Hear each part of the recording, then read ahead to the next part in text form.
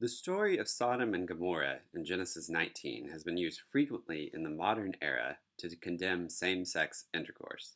So let's unpack the story a little. Let's start with the key points in the narrative. Also, consider this a content warning for sexual violence. It is not a pretty story. So, two angels, or messengers, arrive in Sodom, and Lot welcomes them into his house. The men of Sodom are then said to want to know these messengers. What does know mean here? Some have interpreted the verb know innocently. These men are strangers, so the men of Sodom just want to know who they are. Who are these people, these foreigners who had come into town?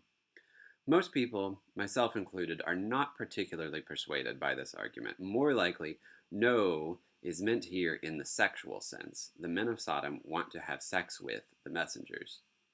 It's worth pausing at this point to ask what's happening.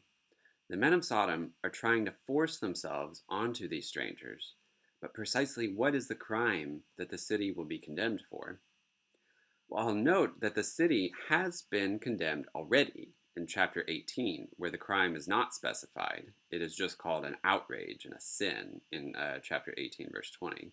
So, at the very least, the particular case of wanting to know the strange men is perhaps a demonstration of the wickedness of Sodom's inhabitants. It is one crime among the many that had already earned them destruction. This particular act is not itself the final cause or inciting incident for their destruction.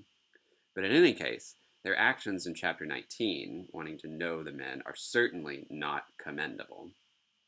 A common interpretation today is that the sin in chapter 19, in this action, lies specifically in the genders involved. That is, it is men who want to know other men sexually.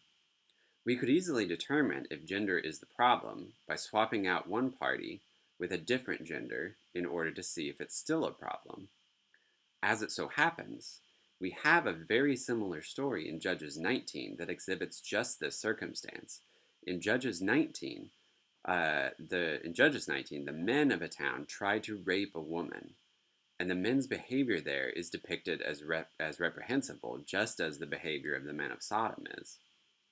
While Genesis 19 is frequently invoked to denounce homosexuality, Judges 19 is never invoked to denounce heterosexuality.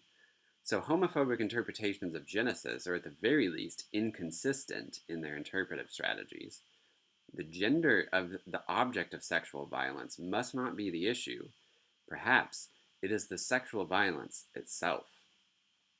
Thus, the crime here is not male-male intercourse per se, but rather severe inhospitality.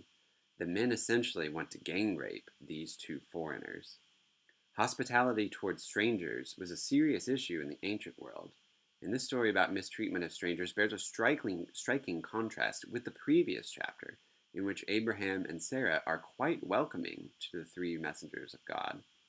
For their hospitality, Abraham and Sarah are blessed with a son. For their inhospitality, the city of Sodom is destroyed.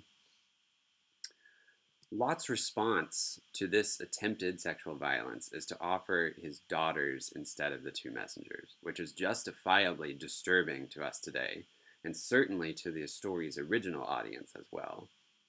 But Lot's daughters play an important role later in the story, in a part people often forget about.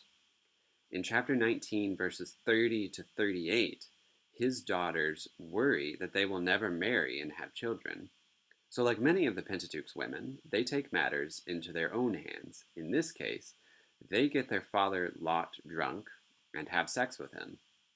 Finally, here at the end of the chapter, we come to the point of the story. The children that the daughters bear become the ancestors for the nations of Moab and Ammon, two nations that border Israel. Thus, the story is an ethnological legend in Gunkel's categories. Its goal is to explain the origin of Israel's neighbors and rivals, and to do so in the least flattering way possible. The Israelite author presents these neighbors as the offspring of the daughter's forbidden act, but also the offspring of Lot, a man who is in every way unmanned. He can't protect his guests, his daughters, or even his own body. The Israelite author says these foreign peoples, Moabites and Ammonites, are detestable today because they had a detestable origin.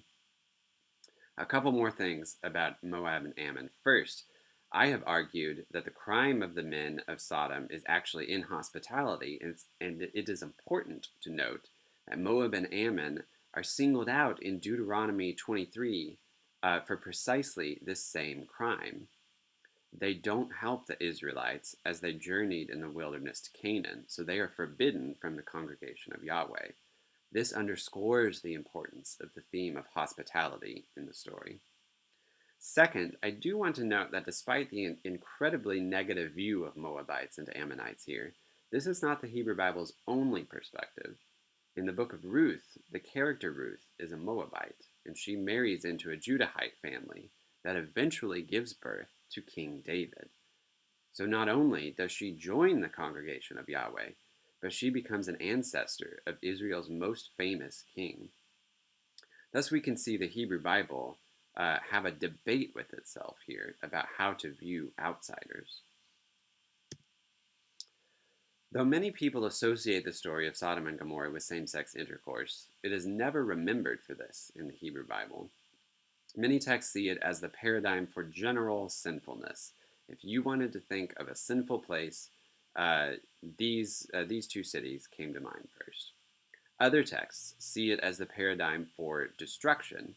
If you wanted to think of a place that faced complete destruction, these two cities came to mind first. In Christian tradition, in the New Testament, Jude 7 mentions strange flesh, sarkos heteros, which is poorly translated in the NRSV as unnatural lust. I really don't like that translation. This is not homosexuality, but rather lusting after the strangers in the town, their strange flesh, like very literally foreign flesh.